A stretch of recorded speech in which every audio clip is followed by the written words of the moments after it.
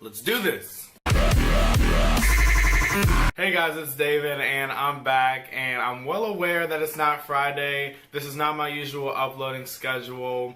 At this point, I don't really have a set day that I'm going to upload videos. I'm going to try to upload regularly, so turn those notifications on and I will have a video for you at some point during each week. Just know that. But anyways, this week we're gonna get a little sexual and talk about, you know, the first time I, did the dirty. So, I don't really like to talk about this too much, but I decided it would make a good video, so I might as well just, expose myself and spill the beans. So this was about 4 months ago. I believe it was the Sunday before we went back to school after spring break. And I was just laying in bed at around like 9:30 on Snapchat or whatever. And this guy who I eat lunch with, who I'm not really friends with, we're more just like associates. And he randomly messages me on Snapchat and he's like, "You want to see my?" And I'm just like, whoa. What? Okay, one, I thought you were straight, and two, I don't even know you that well, so we're gonna have to take a few more steps. Actually, no. There are no more steps that need to be taken for this to go any further. So since I've been through situations like this, I just kind of dismissed it at first, and I was just like, okay, I'm gonna let you think that what you want to happen is about to happen. And around this time is usually when I would kind of cut the dude off and be like, no, you're creepy, let's halt right there. But then he starts talking about I should sneak out and go meet him at his car and all this stuff. And for some reason, one of my family members must have spiked my drink at dinner because I actually was intrigued by the idea of sneaking out and going to meet this guy at his car. And before you know it, images are being shared.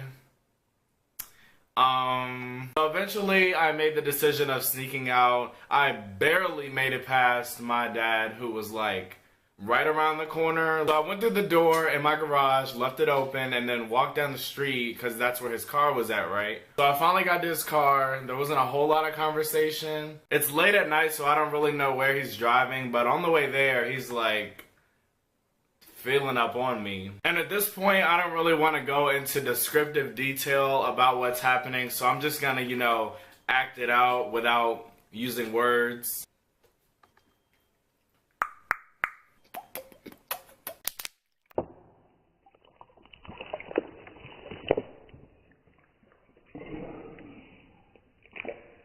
But yeah, that's all I really have to say about that whole night and experience. I instantly regretted it as soon as it was all over. I just felt very unclean and dirty after that. So he dropped me off down the street from my house so, nobody in my house would, open the door or something. I had to sneak back in the garage door that connected the outside to the garage. And I was hoping that my dad would be asleep by the time I get back, but no, he was just chilling on the couch. And in my house, there's no way to get to the stairs without passing the couch. So I was pretty much just waiting for him to go to sleep. So I decided to wait in my dad's truck that was sitting in the garage. And I was messaging everybody I knew, talking about, oh my god, I can't believe I just did this, I feel like a slut. But then I started to realize that my dad could walk into the garage at any point. So after an hour or maybe a little bit more of waiting, I hear the door from connecting the house and the garage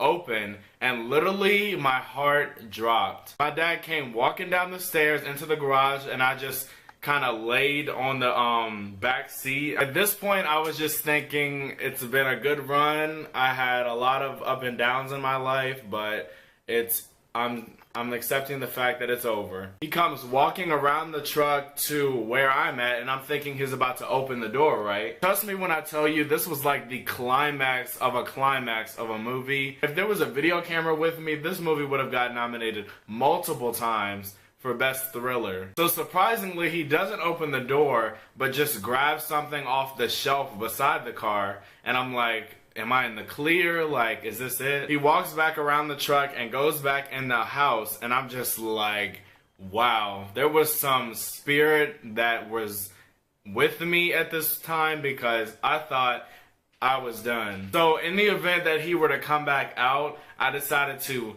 hide under his truck just to ensure that I wouldn't be caught. So I, did my thing and, shimmied up under there.